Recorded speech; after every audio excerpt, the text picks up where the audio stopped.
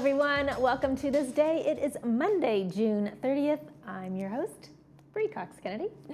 Welcome back to another great week here at Village Television and This Day. We're so excited to have you with us.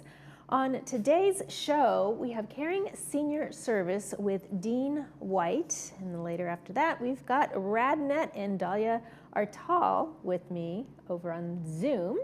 And then we've got a series of Ting interviews that Michael and I did with the cast of Team Ting. We've got Susie Stetson on the show with us today, so you'll get a great chance to meet her if you stay with us. All right, folks, there will be no This Day on July 4th or July 5th. Instead, we'll be presenting 3 movies each day for a total of 6 movies for your viewing enjoyment. Let's take a look at the weather. We're continuing our low clouds in the morning and sun in the afternoon. Partly cloudy as it warms up to 75 degrees today, kind of tapering off just a little bit through the rest of the week, but looking at mostly sunny skies heading into Thursday and Friday. Sunrise this morning was at 5:42 a.m. Sunset will be at 8:04 p.m. This was a gorgeous photo sent to us about a week and a half ago from Stephanie Casey. This is beautiful Lake Tahoe. Gorgeous photo, Stephanie. Thank you for sending that in. If you'd like to send us your photos, we'd love to show them. Please email those to us at Laguna Woods Village TV at gmail.com. We've got just a couple of meetings to tell you about before we head out to the break. And when we come back, Caring Seniors Service. Stay with us.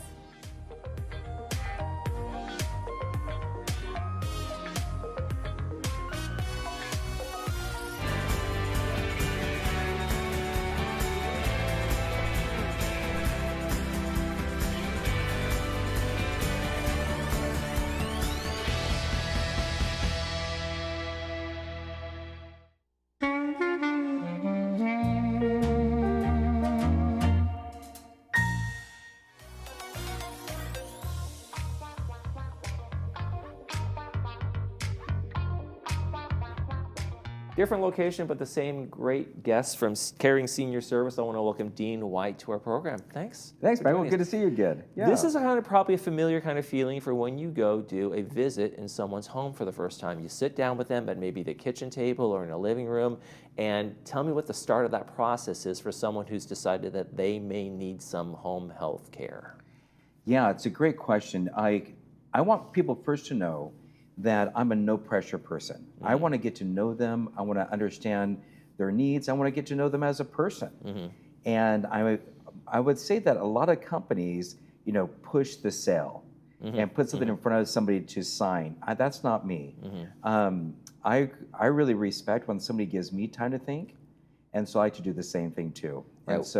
And there's an assessment that you have to take, like, hey, do they even need my service, or to what level? Because you kind of have a full gamut of services you can provide, and you can pull back and add more as you go, right? So it's also part of this is like, do they even need me yet? Is it time for this? 100%. And now, if we're in-home care, a lot of times we are helping people with their medicine, mm-hmm. for instance. Mm-hmm. It's a lot to keep track of, and sometimes if you take the wrong dosage, something bad can happen. Mm-hmm. Or we simply are helping somebody sort through their mail, or we're helping them with meal prep, or doing some light house cleaning. Right. But we got a list up on the screen here, right, about what you guys provide. And these are some of the gamut of services. This is not a complete list, but it's a good list to start with, right? 100%. Like for instance, I think I brought up before, for our client Donna, we go over there in the morning, make her breakfast, give her morning meds, and then they do some laundry, clean in the house a little bit, and then they make her a lunch, mm-hmm. and then they put a dinner in the fridge and leave, and they mm-hmm. come back the next day. Mm-hmm. As little as that to somebody who needs somebody next to them, for 24 hours a day. Mm-hmm. Mm-hmm. But the main thing with all that is the communication we give to the kids. Now, this is a con. Sometimes the families don't want communication with the kids. Right. Sometimes they do. Right. Majority do. And so we let the family know, how mom and dad are doing, and it gives the family a good peace of mind. Right, that peace of mind is an important thing because, especially for folks they've retired in another location and they can't drive over, they can't do a check on them, right? They're in a different state sometimes. Yeah. And there's that I haven't heard from them today, and there's that worry. Is that alleviation of worry is kind of a big factor, right? It's a big factor. And a lot of times, we mentioned just about sitting down in a living room like this and having a conversation. The questions that I'd love to answer are, should we put cameras in the house so we can check on mom? And what does that look like? Should we, is there paperwork that we need to put in order? I have questions about my trust. And I'm happy to answer all these. I have long-term care. When can I use it? I'm a vet. Is there any vet benefits? There's a lot of questions. And in-home care can really provide a lot of help, but part of it is just understanding the world of, that I might need help one day. Now, there's also three big buckets. It's in-home care, 24/7. Right. Home health, which often happens after you go into the doctor for surgery, and then they send a home health nurse twice a week to check your meds, see how you're doing. And then the last one, of course, is end-of-life hospice.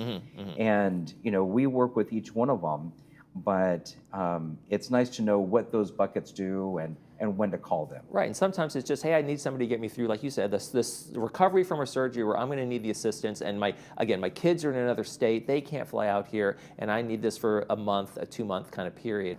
It's a great example. A lot of times there is just help with recovery after a hip or a shoulder. We've had people who break a rib, and then we go in there for 2 or 3 weeks until that rib is healed. And then they say, okay, great.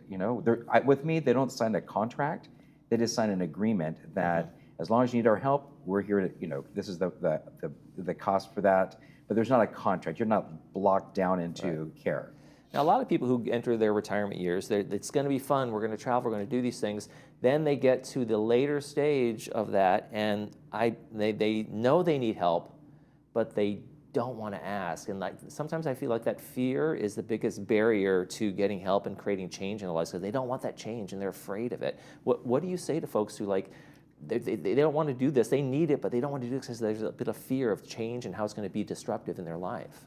Yeah, I think with a lot of things, it is to try it and know that you're not locked in. Give it a chance, and just one time, we can come over for 2 hours and see if it's the right fit. If the person isn't the right fit, we can try a different person. But and all the things that we could help with that might just enhance your life versus deter your life. For instance, we have a lady in Laguna Woods that had an eye procedure, and the doctor just hit the eye wrong, and she's blind, unfortunately, now in one eye. She lives on her own. She's great. She's phenomenal, very, very bright. But it's hard to reach that top shelf. It's hard to sort the laundry.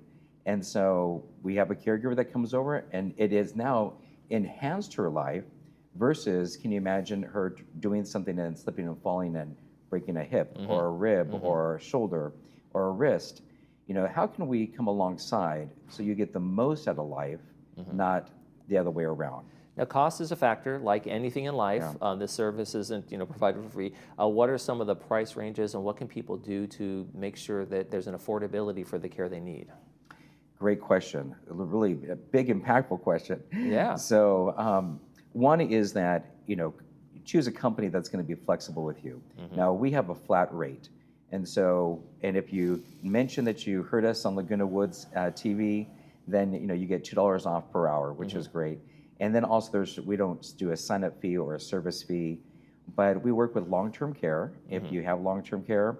If you don't have long-term care, then we're going to work within your budget and show you ahead of time what everything costs, and then let you think about it. There's not a pressure there.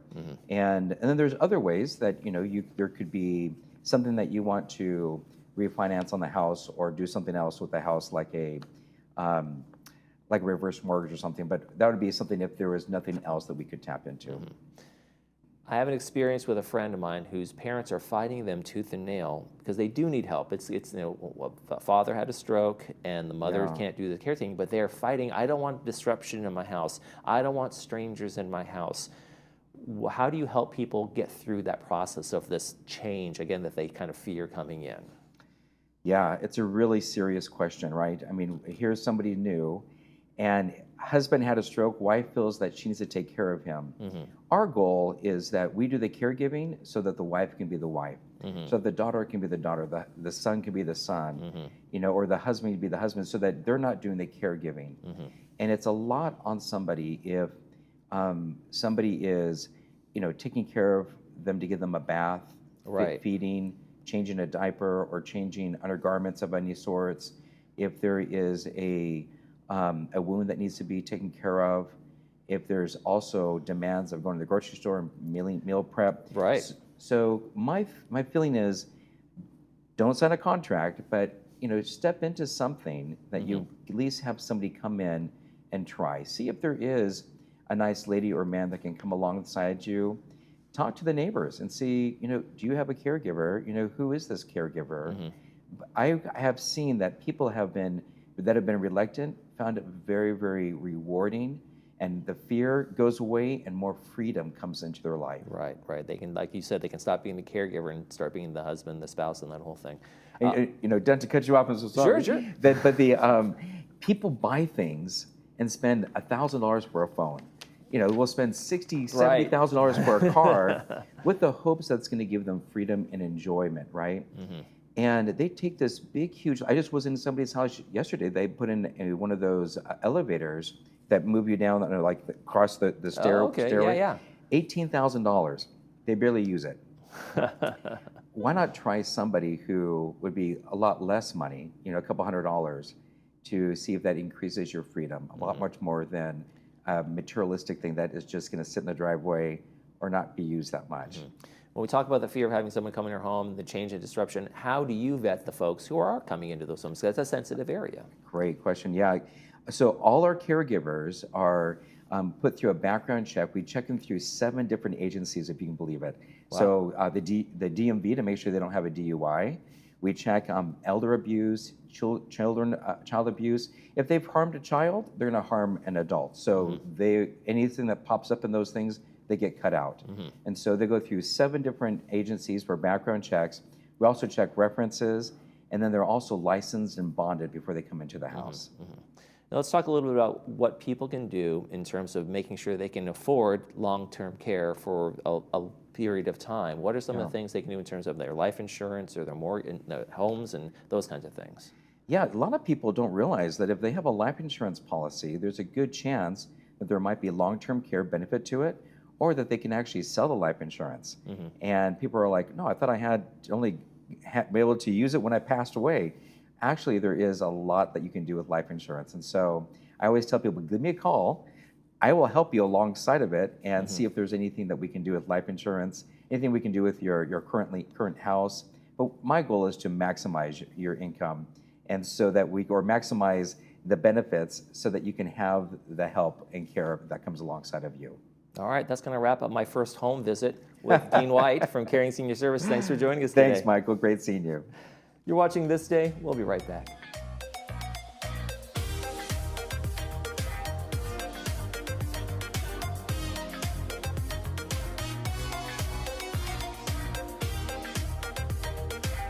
Caring Senior Service provides a variety of care services to help seniors age in place. To learn more about how we can help your family, contact us today.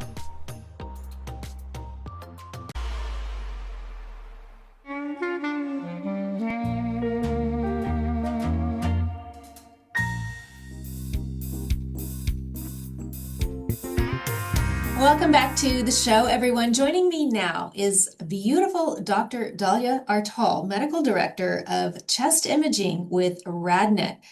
She's here to explain the very important issue of lung cancer screening. Dalia, welcome to the show.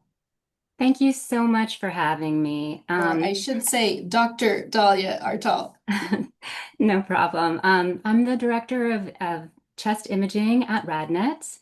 And again, thank you so much for having me. This is a really important subject for me because lung cancer screening can truly save lives.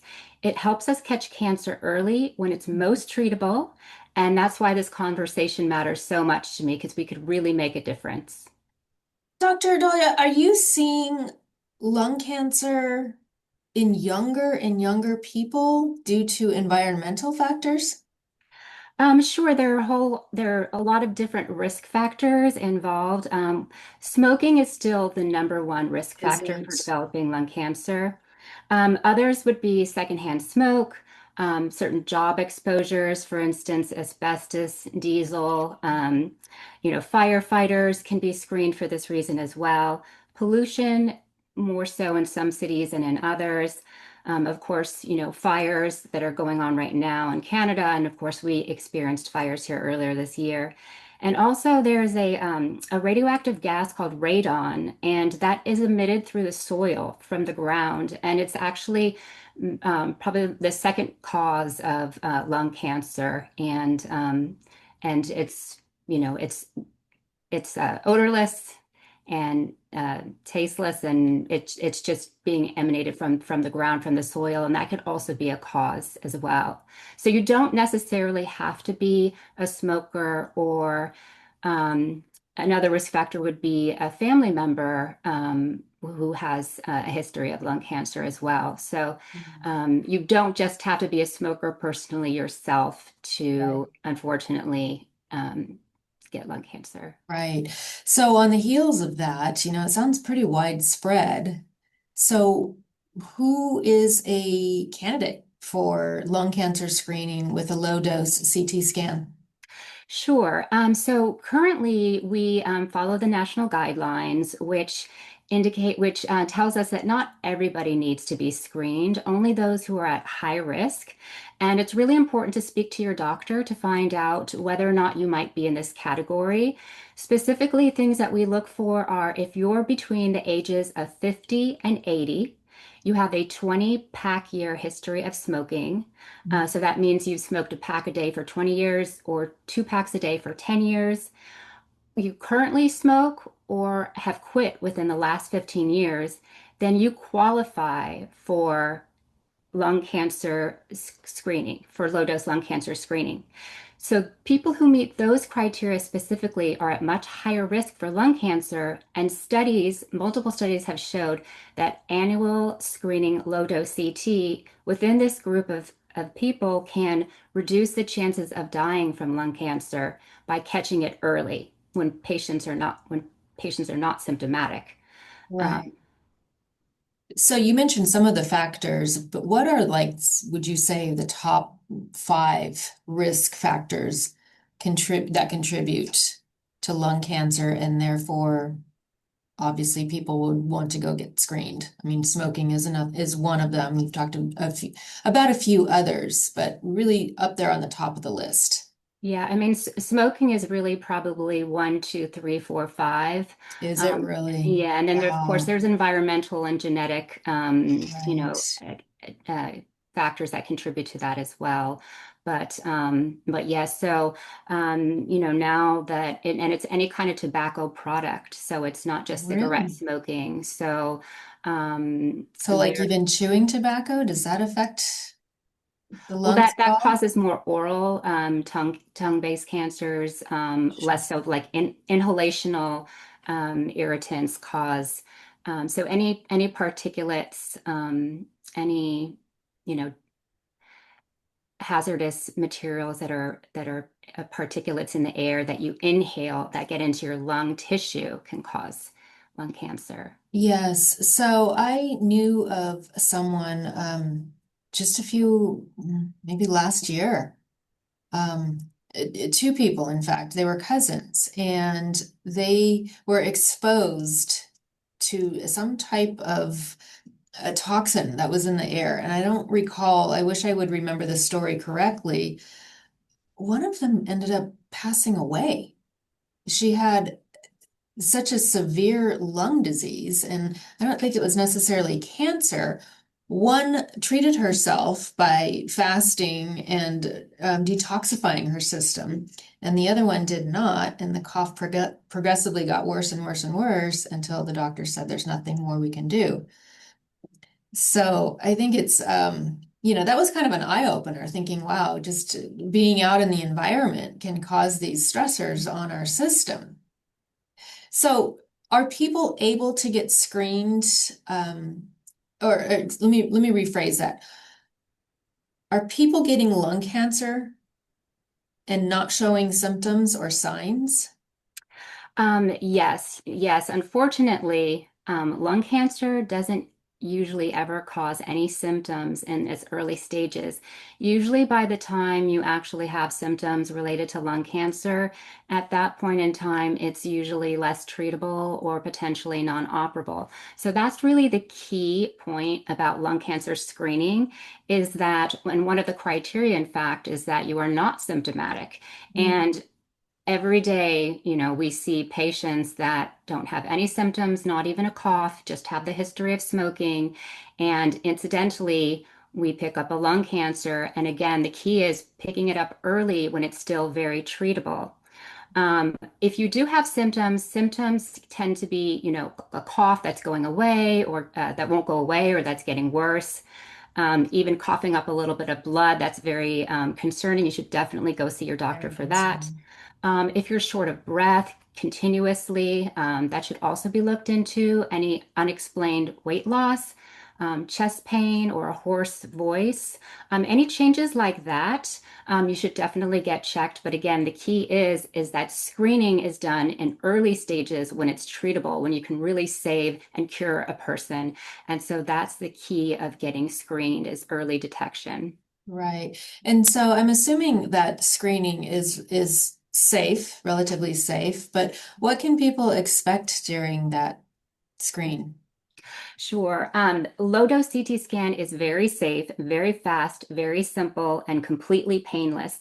There's no injections, there's no IV. You literally just lie flat on a table, and they push you through a donut-shaped scanner, um, and the whole thing takes less than 5 minutes. You just lie down, they take the scan, you hold your breath, Oh, and really? Yeah, I guess because you wouldn't want it to move, right? You wouldn't want your chest to correct. move. Yeah. So the important thing is the low dose cancer screening CT uses almost about as much radiation as a chest X-ray, but the images and the information that we get from a low dose CT versus a chest X-ray is tremendous. So Really? because the CT is rotating around you and taking a computer is analyzing and taking images, whereas a chest X-ray is just one plane dimension. So Yeah. we're able to see a lot of other things as well as just lung cancer. We're also able to pick up coronary artery disease, which is quite common in people with a history of smoking as well, and even some other incidental findings that could be helpful to pick up that you would see with the detail of a CT scan. So if people wanted to book an appointment with you, do they have to do it through their general or how does that work?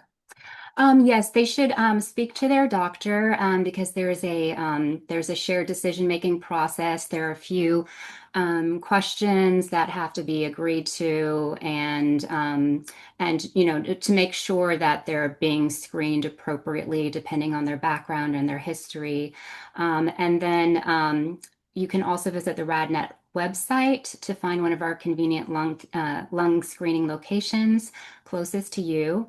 Mhm. And another thing I wanted to touch on that a lot of people ask about is radiation and whether or not radiation is safe. And the radiation for a low dose chest CT is again very, very low. When you weigh the potential of finding lung cancer early, um, when it's most curable, when it's treatable, that far outweighs some very small risks of radiation. Again, radiation is repeated exposure over time. And again, a low dose chest CT is almost about the same radiation that you would get if a woman were getting a mammogram. Again, almost similar to a chest X-ray, or even just, you get background radiation exposure from the sun every time you fly across country. So it's almost equivalent to a round trip flight to New York. Is it really? So yeah, so again, speak to your doctor, discuss what your risk factors might be, And I do believe that screening is going to be expanded to more people in the future, again, because it's such a low dose, and if done appropriately, it can, again, screening saves lives if it's caught early. Sure. Wonderful information. Thank you so much for joining us today, Dr. Dahlia. Thank you so much for Appreciate you having being me. here. Thanks. Ladies and gentlemen, please take your seats. Something is happening tonight at the Barclay. The Barclay in Irvine. Live entertainment, you don't want to miss it. Tonight at the Barclay.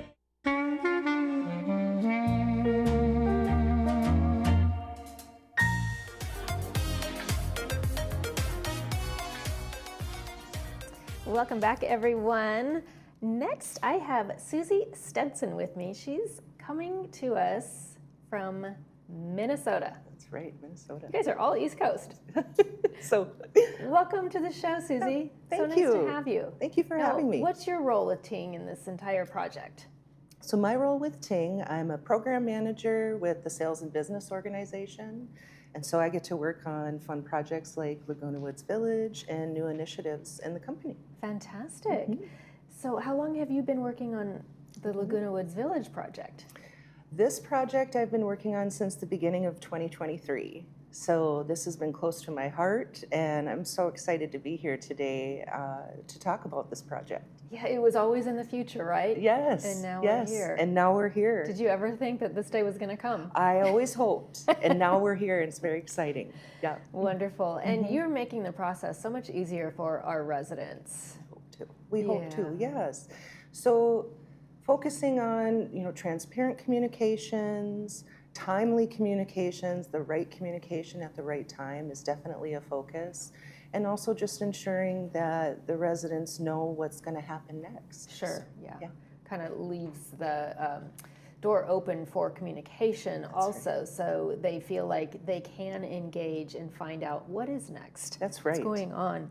So what's something super unique about this project and this property? There are so many unique things about this project, but stepping into it, just knowing the current infrastructure within this community really set up the residents for success for the future when it comes to their internet needs. And that's what's enabling Ting to come in and provide the up to 2 gigabits to each resident in over 12,000 homes. So that's very exciting. Is this one of the largest projects that Ting has undergone? Absolutely, yes. Something like this, when you have large projects like this, you bring in the best of the best, and that's what we have right now. Well, aren't we lucky? Yes, yes. It's a Fantastic. privilege. It's a privilege to work on this project. Yes. Well, we look forward to seeing more of you throughout the next few you. months. Thank you. I'm Susie? very excited to be here and meet people and just keep the good vibes going on all things internet for this community for the future. For sure. Thank you for joining us today. Thank you. You're watching This Day on Village TV.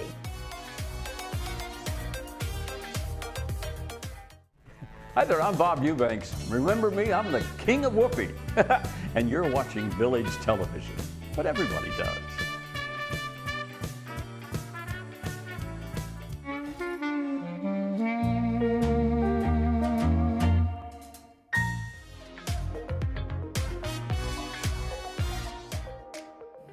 All right, folks, tonight's movie is Top Hat, starring Fred Astaire. It's brought to us by Hoag Orthopedic Institute. And that is going to do it for this episode of This Day. And from all of us here, we wish yours a beautiful one.